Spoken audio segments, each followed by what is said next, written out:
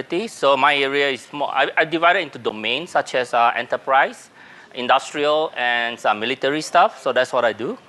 And I also do a lot of teaching because I have a lot of students who couldn't get certified. So I am like official trainer for ISC Square and CompTIA. So I help my students, my learners to pass and become members of this community, right? So I noticed that when I was teaching AI for business and security and so on at the university the last 2 months, and I noticed that the progress in AI is so fast that I had to keep changing my curriculum. I had to change what I use. So I decided to update this slide that you see today because for that reason, okay? So I start to extrapolate out into area that doesn't exist yet. So like insurance, things like that, because how fast this area is moving. So I'm on various AI committees, security committee at the federal level, working with Cybersecurity Canada. And yeah, there's a lot of jobs out there, especially at the federal level, government. So they told me to emphasize certain things because we need those people. So okay, so just to let you know. Now this is a very, very high level, okay? I don't have time to go into detail. A lot of illustration might not be technically correct, but it gives you the gist of things, right, for you to learn. I found learning this thing is very painful too, so hopefully it's easier for you. So here, safety and security moment. So one thing I learned when I go to a lot of security conferences, especially at the international where you meet all the experts in the world, so you have to assume that you have threat actors in the audience. So you have to be careful what you say. I have students, I have people in the audience who are wanted by Interpol in my class. So that was really interesting. So I had to phone out RCMP. I said, what's going on? And then they say that, yeah.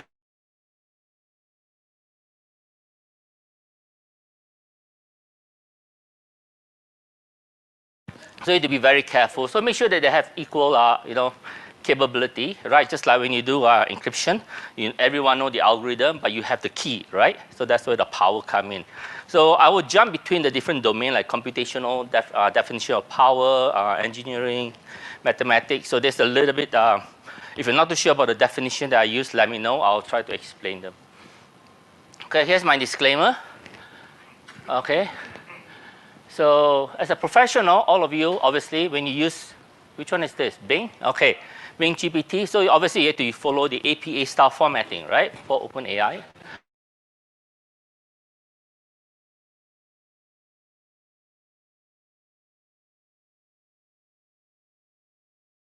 Okay. So I didn't do any of this. So, so because Bing, that's what I meant when I teach them how to, how the different like stable diffusion and style GPT stuff. Then I noticed that all of a sudden, Microsoft decided to combine them, DALL-E and GPT.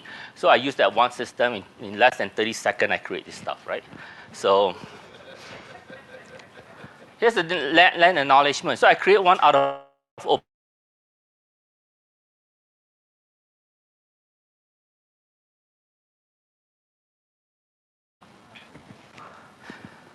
I'm going to ask you to raise your hand, 1 or 2. Which one do you guys say I should use, OpenAI or Bing? Have a quick glance. Well, this particular OpenAI, there's no connection to the internet. They still have the deadline of January 2021. So this Bing has the internet connection, right? I really don't have time to go through and explain all the differences, but this should be enough for demonstration. So which of you say I should go with OpenAI? Raise your hand. And those who say I should go with Bing? And why should I go with OpenAI? Sunny Dakota. Why? It's relevant to the area. Okay. It's really important. The other one has no mention of it, and that is the... Yeah, they have this here. Okay. Why do I need to go with Bing? Oh, well, some of you raise your hands. Or just because you don't want to, yes? Well, first of all, GPT-4 is going to trust the newer model. Ah, okay. Wait. This is a safe environment.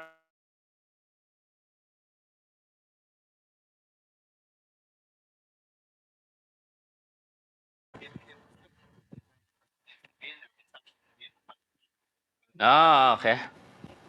Either for something that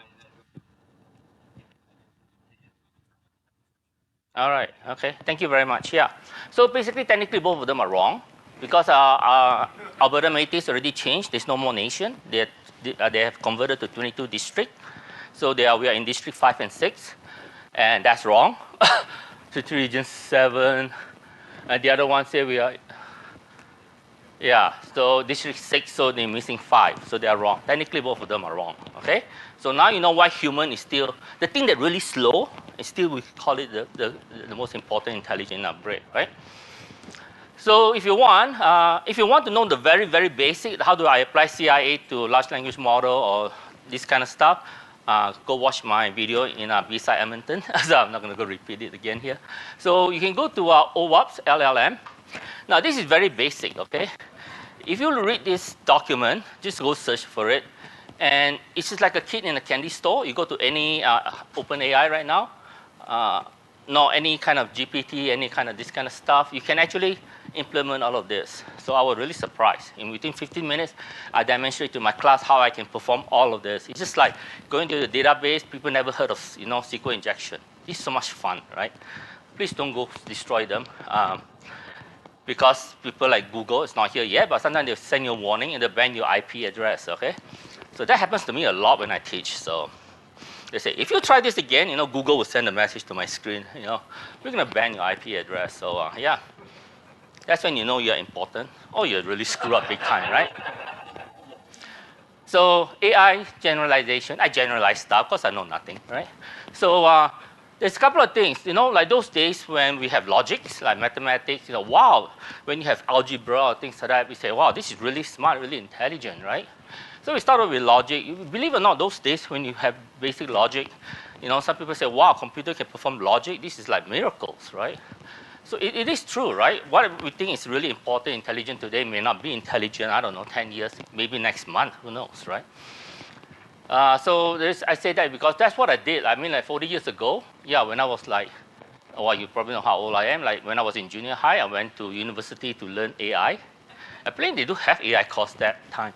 It wasn't a degree thing like that. It's just continuing education. So I learned about those. Those were the kind of stuff I learned, when I was in junior high about AI. So, and you'll notice throughout history, people will start to things are too perfect, okay? If you look at a lot of places, we have to slow things down so that humans can understand them. I remember 30 years ago, I implemented AI in oil and gas, and it was so good, so perfect that human doesn't believe the result. They say, remove it, so that I can see the errors, the artifacts, so I can fix it, right?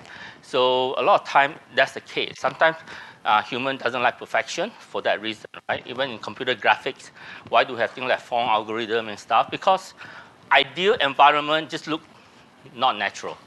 Okay, even result not natural too. And then my study, I think I studied cognitive processes for like 15 years or so. Yes, I do work and I still study, like everyone here, lifelong learner. And yeah, I noticed that. So as I learned that, I noticed even like long time ago, decades ago, they also have neural net. They say, let's simulate the human brain, right? So they put energy, signal, whatever into this thing, and then they want it to sleep, so the energy stabilized to a threshold. So that's really interesting, like a neural network and so on, right? So a lot of people try to emulate the real human. So human can be either the human, physical human, or just the brain. So we talk about wisdom and self-aware and this kind of stuff at the, when we talk about with the expert to see when you decide. I can tell you right now, global expert that people I talk to, they are not worried about AI. It's so primitive right now. Even the one that we talk about, OpenAI, GPT, from our perspective, is very primitive still. So I talk about intangible, right? This is just my perspective. It can be a subset of human brain, or it can be the same as human and superset. Right now, as far as we know, I look at a lot of research around popular research and also people in the field, expert at the federal level, government or international. Basically, we still think they are a subset of a subset of a subset of whatever of those human brains. So we are nowhere near human capability right now. So you guys heard of things like narrow AI, strong AI, weak AI. So that's basically from that perspective. And then we talk about tangible. So people talk about computers and so on. So you got a hardware, okay? I remember when I first came to this country, about almost 50 years ago. Yeah, 40 years ago, and over 40. And I remember the first thing, my very first computer class, and the guy told me, you can never destroy a computer if, like it sits there. So just like a human brain too, if you have this AI stuff on the computer, it's not going to do anything, okay? Every time I do presentation on this to different areas, they always say, "Whoa, are we going to blow ourselves to death?" No, it's not, okay? You have a machine, who knows what kind of, even a basic machine too, old machine. If you are stupid enough to connect to it and put randomly pick 0 or 1 and then launch the rocket, yeah, then we can die. But other than that, it should not be, okay? If you look at a lot of the nuclear stuff, whatever, their computers are still quite old. Because when you do military stuff, like I do the system, we build it for like 40 years, 50 years, right? Life cycle, we do technology insertion and things like that into it. So that's why I know that I'm not afraid of it. So the reason I put robots more like human cyborg. So, at which point, so it's critical when you start to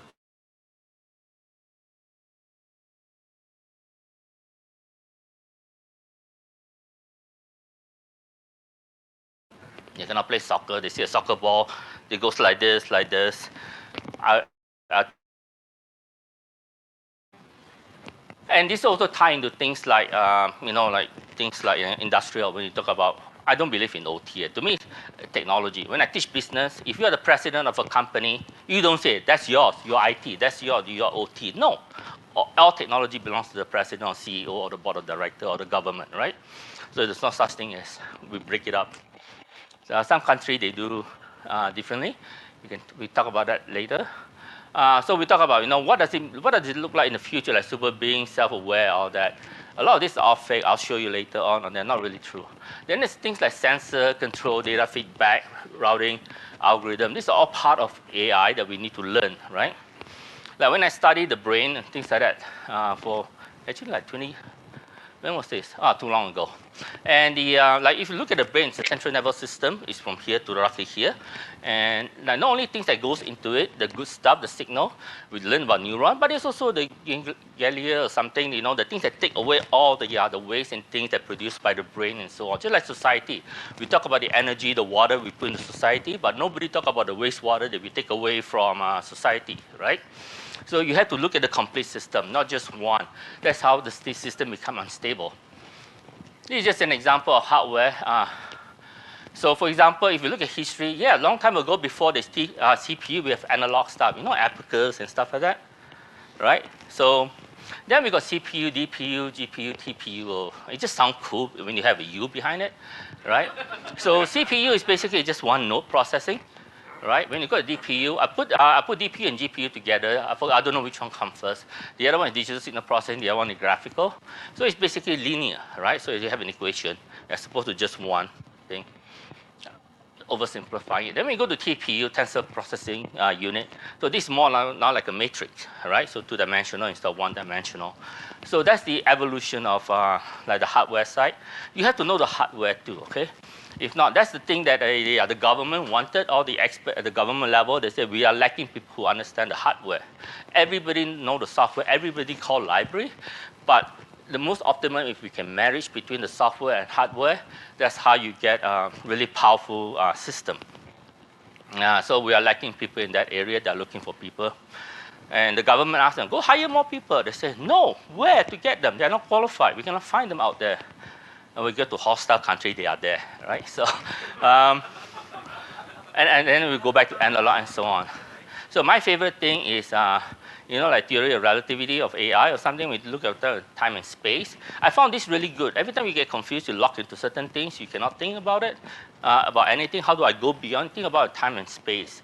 So this gave me a bit of a look into the future of this so-called the realm of AI, the solution space, and so on, right? Now I'll cover that later on too. So just show you an example. This is not quite true historical, but just give you an example. Like when you look at VLSI, very large scale integration and stuff, and you notice sometimes it doesn't have to be complicated. Even if you find the smallest unit like a NAND gate, you can use that to simulate every other gate, right? combination-wise. And you can also do that in the neurons, right? So you can build the fundamental logic, right? Fundamental, if you look at every computer, like all the AI stuff we talk about, you trace all the way down, it's nothing more than 0 and 1, correct? Agree? Right? So from that perspective, yeah. So are you afraid of 0 and 1? I'm not. So unless the 1 is connected to my body and my life depend on it, then maybe I'm concerned. That's why I love this stuff, right? One of my first real-time system is in the ICU. So they say, Vincent, if your system fail, here's the result. He opened up the door. It's a morgue, all the dead bodies in there. So I say, yes, this is an area I really like to. Yeah, that's why I went to the military. When they say, why do we need this kind of material? Oh, because when the nuclear blast, the human is done. It just blasted all over the thing. You just host them off. Yeah, I love that kind of stuff. So there's a lot of architecture. I won't go into it because I don't know. We got lots of people. I see professors and stuff in the audience over there. That's really nervous, right? So they're over there. I put this one down because they're the perceptron ones, the earliest. If you look at that they show you how to use a neuron. They kind of simulate. So basically, you look at the edge, stuff like this. Just some of the stuff to show you characteristic, like this is a feedback loop. You see it goes forward. Sometimes the line has numbers, sometimes the node has numbers, sometimes the node has function, math, right? The 4-letter word everyone don't like. So yeah, so they can, and you can see they got feedback and things going in, things going out, and so on. And sometimes it's big, like you have more input than output, and sometimes they can cascade various architecture, right? Different sizes for different purposes. So that's the building block. So I'm showing the Lego, right? Bricks. So you decide how you want to do it. So as you can see, it does tie to like the algorithm and the hardware, what kind of hardware you use, can you simulate this stuff, and so on. I remember when I tried to build this stuff when I was in school, they gave me 30 megabytes. Trust me, there's no deep learning there, okay? I just trying to get it to learn 1, 2, 3. Took forever. And this shows you some other example. So there's a lot of architecture out there. So some of them have triggers and so on, right? Like the bottom, in your case, bottom right-hand corner. So there's nothing to say you cannot change the architecture to meet your needs and so on. So there's a lot of this kind of stuff. It's a lot of fun. So one of the very first one, a perceptron or something, Marcos and Pitts or something. So this is like early 80s. So that's when I first learned about this kind of stuff too. Actually, the people who, I think it started in 1956 or something in this area. And then in the 70s, this started to appear. Late 70s, they had deep learning already, believe it or not. So this show you that it can be really complicated. Imagine you have hundreds and thousands and millions of this kind of stuff, right? So I just show you an example. Again, this is illustration. So when you have something deep learning, as you can see, it's just more and more layers, right? So because of more and more layers, so as this thing learn the algorithm, I won't go into that too much. So you can see it can break it out into, okay, this is the nose, this is the eyes. That's why you need machine learning expert, you need data scientists, machine learning, AI scientists. That's where they pay the big bucks, okay? So you can find where things are. And when you look at the DALL-E or whatever, what they do is that instead of something that's sharp, they make it a whole bunch of fuzzy images at different gradients, oversimplifying it. Then from there, they know all the different areas. So when you type a sentence in, it can go fine. That's where prompt engineering comes in. You can put the weighted value and you put emphasis on what you type into the AI system, and it can build the picture for you, right? So there are tricks and techniques. So there's a whole new, I just went and searched on Indeed.com. I think it was like 5 jobs for prompt engineering. So some company is already ahead of its time. Okay, I'm not sure whether that's still the case or not. So the job is still there. No math, I like pictures, okay? So this is just 3D, just to illustrate some basic example why we are, like security. You don't like information security, we will not be here if there's no math, right? It's because of the mathematician that came up with algorithm that we have to be able to do C, I, and A, we're able to do non-repudiation, and so on, because of the mathematics, right? So we still need to know mathematics. Without that, we don't, technically our job doesn't exist. So this shows you a 3D. So you have an answer, you put in a question or something. So you have starting point. So I just show you 3 dimensions for now. And So sometimes depending on what you use and so on, it can be called a hyperplane and so on, right? So it's a plane of solution, right? So when you train data set, the solution can be in many different places, in many different forms and so on. It can be on the top of hill, in the valley, and so on, right? So the key is to find a way to, when someone put in a answer, a problem, and then you want to make sure the system, the model, can go find the answer very quickly, right? I'm not going to go into detail of mathematics or whatever. So sometimes by looking at the space, you know the scope of your problem. That's why you see when you have data scientists who give you a model at work, they'll tell you the limitation because they will tell you, right? If inside this set of data, there's nothing beyond January 2021, like OpenAI, and they'll tell you. Then they know if you want to know anything beyond that, they have to retrain the model to put in data for things beyond that, right? So that's an example. So mathematical, some of the stuff in the early days, very difficult to do is like when you look at two mountains or two hills, you have something on top, right? It's like a saddle, right? Like a horse saddle. So when you get a point at that part, it doesn't go anywhere. So sometimes the answer you get may not be the one you want. So you want to somehow, that's where mathematics come in. Depending on objective of this model, you can force it to go one way or the other, or maybe you do want it to stuck there, right? So these kind of things are very important. Like when you look at the OWASP, LLM, and then you understand, right? If this is, so the data you put in it can be poisoned, can be injected. The solution stage can also be contaminated, can also be injected, can be poisoned. And then even the algorithm, the same thing, right? So as you can see, there's a lot of vulnerability in this area. It's a lot of fun. Get inside here, learn the math, and make a lot of money, I guess. So I won't go into too much detail, but as you can see, as you get the more so-called, when you look at the neural net architecture I showed you earlier, so the more deeper you get, the more width and depth you get. This is only the fifth dimension. When you go to a lot of dimension, like in the millions or billions, it's not possible for human to do it anymore. You cannot see it, right? The other three dimension is easy. That three dimension is only to do basic things like when you do complicated, like exclusive kind of Boolean. If you think that is complicated, this thing will be very difficult. So you need mathematicians who can actually come up with the algorithm to analyze multidimensional stuff, right? So just to let you know, it's not something that you can just see and understand easily. So that's why we have specialty in this area. And this is the architecture for, you guys know for what this is for? Yes. Oh. Can someone tell me what this architecture for? So this is for GPT, right? So this is the paper that kind of the key, one of the key root original paper. You want to understand GPT, go read this stuff. So the key, according to the authors, is a section 4, why self-attention, right? So that is make GPT that powerful. I'm not going to go into that detail, but it's really nice is that a couple of things, you know, there's a lot of characteristics. Like you see there's two flow, like for example, forward path, feed forward, and in this case, the data train, and they do some massaging. I won't go into too much detail. And yeah, they got some really cool new techniques I've never seen.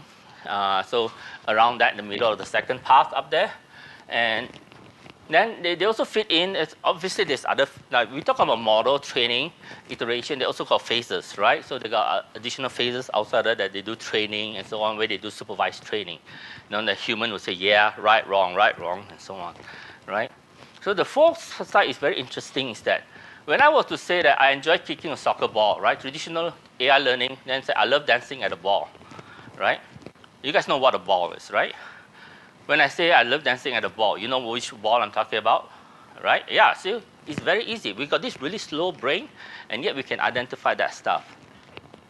So the power when you do self-attention within the attention is that, so when you look at something like this, you don't say, I love dancing a soccer ball, right? You know that just doesn't make sense, right?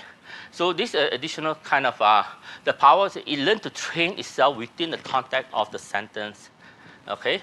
And within that one sentence. Now, I won't go into detail, but the way this thing learns, in general, like it's like take one word and then the next word and so on, and then it's kind of like recursive like this a little bit, right? A little bit. So just generalizing it. So there's a reason why I mention it that way. Okay. And that is why it makes GPT different from other AI. With other AI, when you start saying, "I love dancing," they may come up with soccer ball, right? And say that's your answer. And then obviously you know that's wrong. So because you put it into the context, then when you say dancing, you know it cannot be the soccer ball because you don't see dancing or any form associated with dancing in the other set of data set of sentences, for example, right? So here's the question: what is GPT's mother tongue?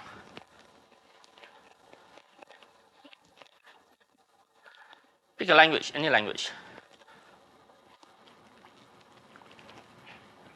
You guys talk to it, right? You guys use it. What do you guys talk to it in?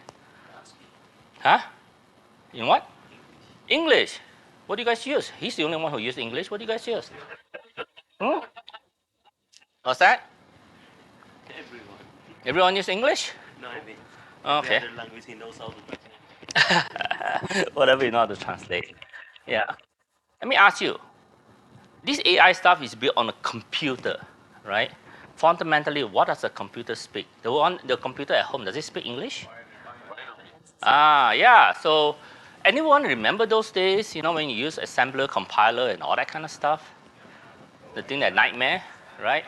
Sadly, yeah, exactly. I feel the same way too. I feel sadly that a lot of people don't know that stuff these days. I'm so glad computer science is teaching those stuff. It's so important, right?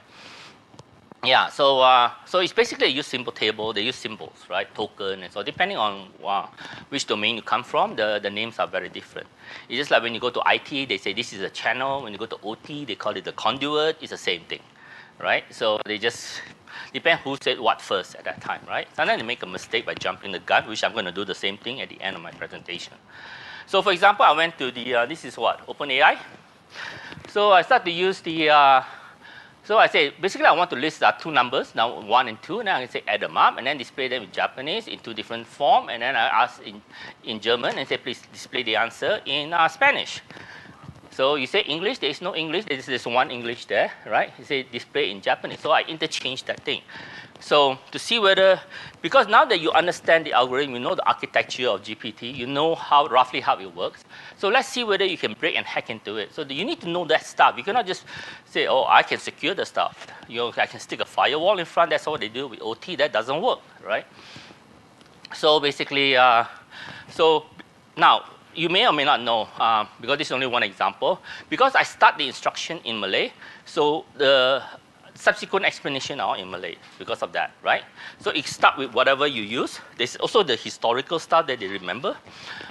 That's because of the system itself. So it does that. Because if you start with English, then all the explanation will be in English. So it does do, right? And so it does that, and then it shows hiragana and kanji. A lot of this I do understand the language. That's why I can verify and validate them. So these are all correct as far as I know, right? And yeah, so this is Spanish. They say, yeah, it's 3. When you add them up, 1 plus 2 is 3, right? So now this is, you look at it, this is OpenAI. So you can see the way it breaks down, right? So the way it does too is that, so every system input-output is different. The way you take apart, the way you start to analyze, you can kind of analyze how you analyze stuff, right? This particular AI. And the way it displays the result, you can infer to how it works. Just like the CIA, FBI, how do they know what you did in the dark web? They monitor your characteristic as you enter into the dark web and as you exit. That's how they catch you, right? So very similar. If you don't know what's inside, you can infer through external means, right? It's like a black box analysis, right? Fantastic. So it does this. So I'm going to show you, this is the one from Bing. So what Bing does is, again, it defines, so it displays that stuff for you. I did not display the stuff, the references. So what OpenAI, Bing does is that it goes, every time it has something, if you think it's simple, it go up and get it. If you think you need explanation, if you can does it within the GPT itself, it will do it. And then it doesn't know, it go grab something outside, come back, and then it asks this AI to massage it, translate it again. Now keep in mind, this is using what, DALL-E E3, and then it uses GPT 4.0, while OpenAI use 3.5. the free version, right? So in theory, that one is less powerful. This is more powerful. According to the CEO of Microsoft, they have more ethics and control security in it, while OpenAI doesn't. But I found this a lot easier to breach and attack and compromise than OpenAI, right? Because it's a closed system. And yeah, so you can see the way it defines. So you can decide, from explanation, from expression, display perspective, what you're going to gain, what value you're going to get out of it. You decide which one to use. They all have pro and con. I'm not going to go into detail. If you do math, this is much better because I suspect it does go out to the internet and grab some of the stuff from the internet using traditional non-AI kind of parsing to be able to give you the answer. So I do a lot of math testing on this, and I found this is much accurate than the one in OpenAI. If you do complicated stuff, right? So if I show you this sentence, so which sweet item should I eat? Huh? Come on, you guys are human. You guys are natural intelligent, right? I'm not judging you, Vincent. I don't know, that's why I asked you. Huh? Yeah, that's the thing.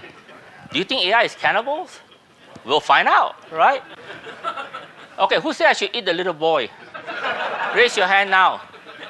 Get the security over here. If anyone raise their hand. Okay. So I think I like the candy. My dentist's best friend. So yeah. So when I run into both those AI systems, as you can see, you can read yourself, right? Or I just explain to you roughly. So on the OpenAI stuff, they say, yeah, it's metaphorical. What should you do or whatever, right? And then you see the Bing. Bing doesn't know. He says, oh, I'm sorry, I'm not sure what you're asking. Technically, he didn't quite say you cannot eat the boy, but depending on how your perspective is, maybe the boy is tastier, right? I don't know. So these are the kind of thing when you do, when I teach people in school, when I teach my student AI, I teach them how to check the system for capability, capacity, limits, boundary, safety, security. So I empower my student, okay? I told them, only a few assignments, I don't let them use OpenAI. I let them use AI in anything, but I want them to provide proper references, right? When they go out, they're going to be professional. They have to reference. They have to tell people, if you don't do that, it's plagiarism, academic integrity violation. It's not good. So empower your student, your learners to use. I empower my customer to use it. I don't just block it in the company. Trust me. We already learned from history, right? When I work with the Calgary police, when you take the device from your kids, you say, oh, they're not old enough to use the phone. Guess what? The first time they go onto the school bus, the first thing they ask their friend, can I borrow your phone? And they start logging into their account, and they forgot to log out, and then their friend can see everything, right? So that's even worse. So empower, your customer, your kids, your family with knowledge so that they are better, right?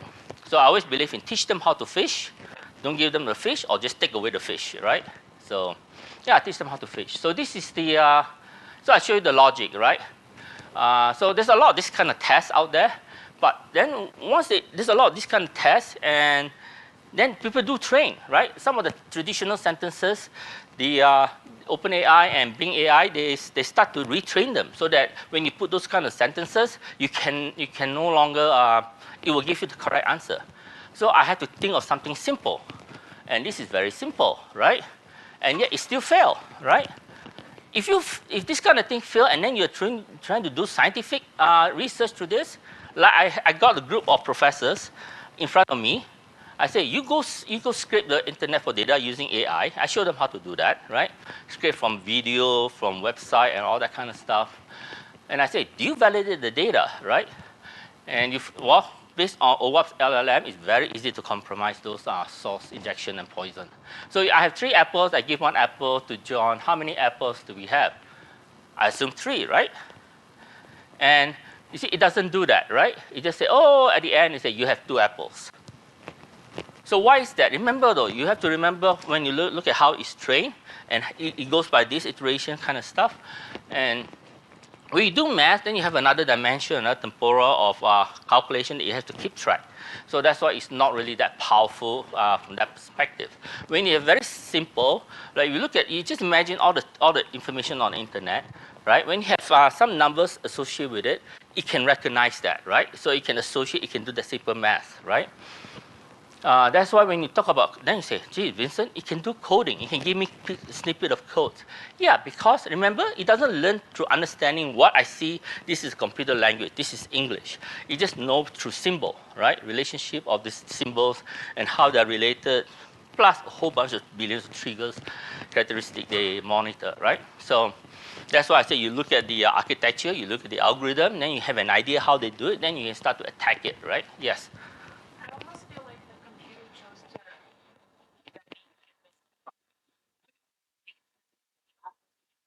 like Hmm.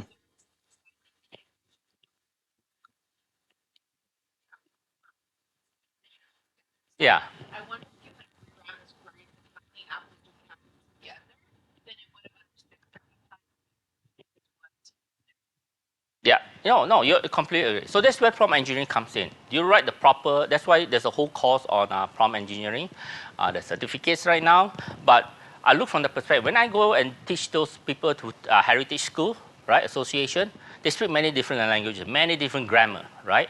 Some of them don't have tense, some have male, female. So when I teach them how to use AI, right, I cannot tell them like how to write properly prompt. I give them general. I do teach them general prompting, but I don't go to that level of detail. So I want to test how smart it is.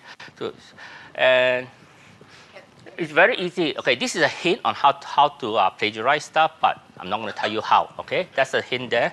That's all I'm going to tell you. Okay, if you are security, pay attention. Okay, that's a very good question. Based on what you said, if you guys can infer from that, you know how students are plagiarizing in school right now. You can use another AI to test it, and you will never catch it, okay?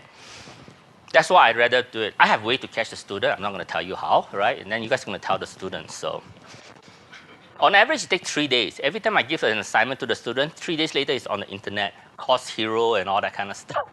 So for sale, right? So this is the Bing stuff too. So sometimes you see similar kind of answer. It could be because fundamentally it's the same thing, right? It's still GPT, right? But obviously, I love pictures. I love, right? Which one do you want, right? Is that 2 apples right here? Oh, 3. Okay. Hey, the picture is correct, right? So yeah. So maybe you want Bing. I don't know. So this is just what I think in the near future when I look at the latest research and what's possible out there, it's really, really scary. I think the future is very close. Like hallucination, we talk about that, right? Information and knowledge. So knowing the space, right, the solution and that kind of stuff, you have to know like, now this is basically errors and so on. I put certain words in there based on what I think happening right now and what could be longer lasting. So hypnotizing, right? So you never know an AI. You can actually technically hypnotize it. You can make it to be like. Okay, when you guys see a hypnotist act, what do they do normally? The first thing they do? They hypnotize you, and then what? They give you prompts, right? And then after that, they get you out. Hopefully, they get you out of it, right? Unless the prompt is there forever, then every time I see you, I say, hey, how are you doing? And then you start doing the chicken dance, right? So you want to do that. So it's possible. So that's the thing that a lot of research now I look at. So how do they do that? So just like a knife I can cook a really good gourmet stuff, right? If I'm a cook, right? But if I'm not a cook, it can be a really dangerous weapon, correct? Yeah. That's why all the soap and dishwashing stuff is always infomercial in the middle of the night. Say we'll take the blood off anything. So and you wonder why, right? Because they know when the audience are, right? So hypnotism is very important too. So you can put in trigger inside to have baseline point, just like your computer system. When you do a backup, they got a point of return. So you can do that too. So the bad people can also do that. They can also poison the LLM. So maybe you're going to be like your firewall. You refresh the rules every week or every day. And some companies refresh them every 24 hours. So there's no latent attack by threat actors later on, right? So that's one thing you can do. Holodecking is very interesting in the sense that they can give you a virtual environment, just like the Matrix, right? So they can kind of like, when you go to this AI stuff, you never know. You could be in a Matrix, in a world that was created by some threat actors, right? So you go in there, you don't know that it's not the reality in that AI ecosystem and not yours either, right? So they can fake you out into a different thing. So be very careful. So that's an area. There are controls for that, but I may mention some of them, but right now, no, I will not mention because don't have time. Then I say hyperplaning. That's a different reality. Remember I said the solution space, right? So I can, remember, if I know the math, I can actually compromise the algorithm and move you into a certain space that your reality will not be the same reality as the rest that exists in the AI, right? So you look at some of the threats in some of the country. In engineering, we see this all the time, right? Any engineers here? You don't have to raise your hand, right? Because there's too many IT security here. Okay. So, so whenever we do control, we have boundary limits, right? And we do something called PID, right? Proportional integrated derivative kind of algorithm to make sure the signal and things are very stable within confined limits. But you know, the attack in the nuclear reactor in Iran. So what they do is that, I'm not sure whether you look in the detail, they put a script in there that actually go inside there. Because they know the algorithm, they make it such a way that, that it vibrates. So vibration is not good for the physical world, right, in the reactor side. So although it's still within constraint, technically it's under control. But because of the reaction of it, although it doesn't go out of bounds, it is a confined signal, but it causes reactor to behave unstable, right? So those are the kind of things that can happen in the I say hyperlooping in the sense that I was thinking, is there another word? I don't know much about English wording. So I think hyper, but hyper is the one that's really dangerous too. This is where I saw some people, they were attacking each other. So they go into this AI, and then they say, oh, okay, I know, I checked the environment is true. And then found out that, and then they found the trigger word, they got out. It's just like doing capture the flag. So they got out of that environment, and then found out they did not know they're in another virtual environment. It's like virtual environment within virtual environment. So that kind of stuff, right? The same concept, if you want to learn, is in compression, is in encryption, right? Sometimes, like, you can encrypt things multiple times so that if they unencrypt again and again, you didn't know that you're in this particular loop.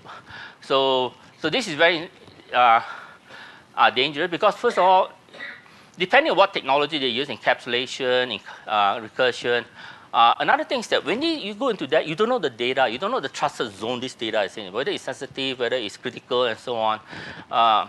So they may feed you data that's not in the same trust zone. Maybe they say this is top secret, but it's not, right? It's fake, and then you use it, and then your data, your result is not trustworthy, right? Then you need to know when, is it real when you get the data, when you start to work on it? Does it need to be promoted or demoted based on its trusted, how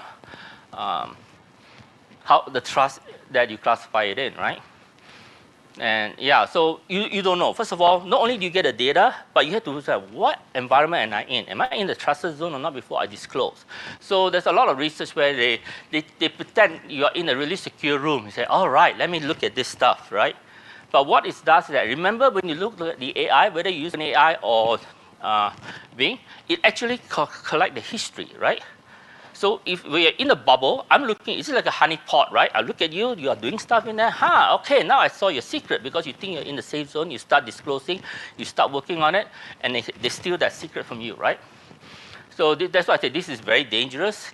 I don't know what's the good answer for this. And currently, you see this thing once those like OpenAI and Bing, they start to give you enhanced capability and capacity, then you can do this stuff. Right now, you cannot do any of this stuff because of that thing's blocking you, money, right? So it's something like this, right? You don't know what is reality. So some of the control. So in Canada, we're trying to, when we work with the government, so we talk to some of the minister, we'll discuss in the House of Commons right now, the bill, I think that's the one I asked yesterday, C26, cybersecurity. They're still discussing right now because parliamentarians, they don't really know what the technical stuff. So a whole bunch of experts are looking at this right now, how to regulate, how to ensure, because before you guys can do any stuff, you have to make sure there's something called the demand legislation. There can be a legislation, but you make sure that it's classified demand. Then you can provide something called supply demand legislation. So that way you have a reason to ask the government to enforce certain things, to do certain things, right? So working at that kind of stuff is really boring. And then you got technical control. So we decided that it's a multidiscipline, right? You need mathematician. I don't know the math. You need hardware. I don't know enough hardware. You need security. I know enough to be dangerous. Engineering, I just know it's important. That's all I know, right? So this kind of thing. And then you need security, safety, privacy expert, right? So you need to know when something that they have all this domain, they have their own controls. So you have to learn from this multidiscipline domain. And then I went and asked all the vendors in there. They use AI for the control, but they don't have the AI control itself to control AI. That doesn't exist right now, okay? So, but you can do, I tested this, right? You can use existing technology to do that, or you can use AI versus AI, right? Remember we talked about in the military, if someone has this certain power, certain capability, if you have the same power and capability, you have a fighting chance, right? So, and then you can do statistical, probabilistic, heuristic, or deterministic, etc. Right? So I always like, because I'm a real-time engineer, like I build system stuff, I always make sure my system, I'm comfortable connecting to myself, to my body, right, to keep me alive. That's when I know the system is ready to go, right? So I love deterministic, and you can do that. Okay? If you go to a world, one thing I learned over 30 years is that when something is out of control, you can confine it in such a way that the output or past the channel is in control, then you can control it, right? So I noticed that a lot of paper I read, in academia, they look at boundary, they look wide, there's no constraint. But when you come to the real world, there is constraint, right? And then with that constraint, you can implement control. Then when you implement control, you are the system much safer and secure. Then you have put quality control. When all else fail, quality control has been around since the like over 5,000 years, like things like the Egyptian. Well, we actually found computational mistake in Egyptian when they're counting the weeds at that time. In the those days, we found an accounting error in the pyramid. So, yeah. So if we're in doubt, go back to fundamental quality control and validation. Why validation instead of verification? Because then you want to validate it against the real world. I say do hard real time and any time. Implement the control that can do that. Then at the end, I noticed a lot of people say, for now, it's still elastic, like we don't know how things going to go. Most of the people right now, experts say, put a human at the end of that chain so that at least you have a human to look at it, okay, for now. Because although we can do some of this, there's a lot of ways to bypass some of these too. You can actually control it. I personally believe it, right? So, so the best control, just put a human at the end when you talk about AI. That's why a lot of companies I go through, the head of AI, machine learning, they're all psychologists, right?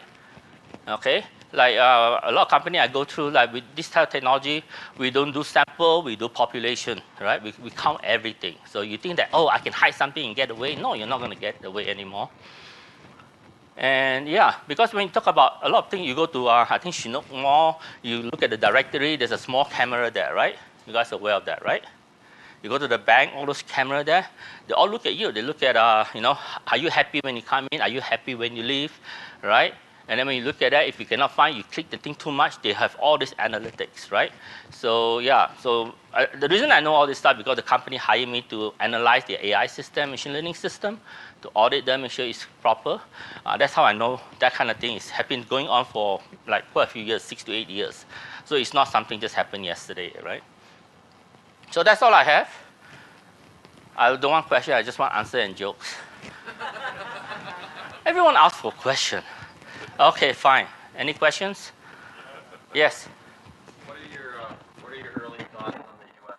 AI that you're working on? Especially in comparison with the government of Canada. I talked to the government Canada. Their advice to me is, let the US run with it for 6 months to a year, and if it works, then we'll invest money in it. and then they follow up by secondly, Vincent, we are Canada, we are not US. You listen to me. So that's what the Canadian government told me, the public sector, CSIS, and so on. That's what they told me, yeah. Yeah. Any other questions? Yes? Yeah, any comment on Elon Musk starting new plan Neuralink into the human? That one actually done. When I was on the Standard Council of Canada, I'm on the JTC1, Joint Technical Committee. That means supposed to be an expert between ISO and IEC committee. So this has been around since the very first implant Actually, China did that, like I think, when was this? 6 or 7 years ago. So Canada raised the issue to the International United Nations. So the last thing I heard, nothing happened. Even if you go back all the way to early 2000 where IPv6 came on, right? So China is still the first one. So US and Canada, we send delegate over there to China and say, please don't implement IPv6 because once the package come into our network in North America, at that time we have no firewall that can detect IPv6, but they can see all our stuff using IPv6, right? So nothing happened. So hopefully that answers your questions. Those things are like, I'm not sure whether you're aware, like just I think early this month, SpaceX came over here to Calgary, right? And now anyone who want to work with SpaceX, I have company because they asked me to help them to reach their so-called you guys understand what CMMC is? CMMC 2.0? It's not CMM, all right? It's not CMMI, okay? It's a Cybersecurity Maturity Model Certification 2.0.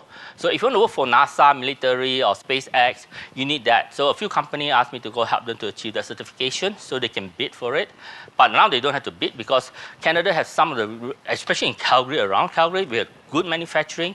They are certified, their security level is high enough that SpaceX come over here looking for them to do work for them. Okay, so I talked to some of them, and I know because they asked me to help them to achieve that level. So yeah, so stay in Calgary, don't go anywhere. We got lots of jobs here for security. Okay, at least I see it. So no, if you guys have experience, it's not too bad. You can still find a job. The tough part is the entry level. Give opportunity to them. Okay. Because I'm in academia, I know the government. I talk to the government all the time too. They let a lot of people. Now the curriculum, a lot of them require experience. So that's why you see a lot of students asking for internship, co-op, that kind of stuff. Because of that reason, government now require as part of the learning, you must have that. That's why even international students, they increased even the job just the last month or the month before that from 20 hours per week to 50 hours.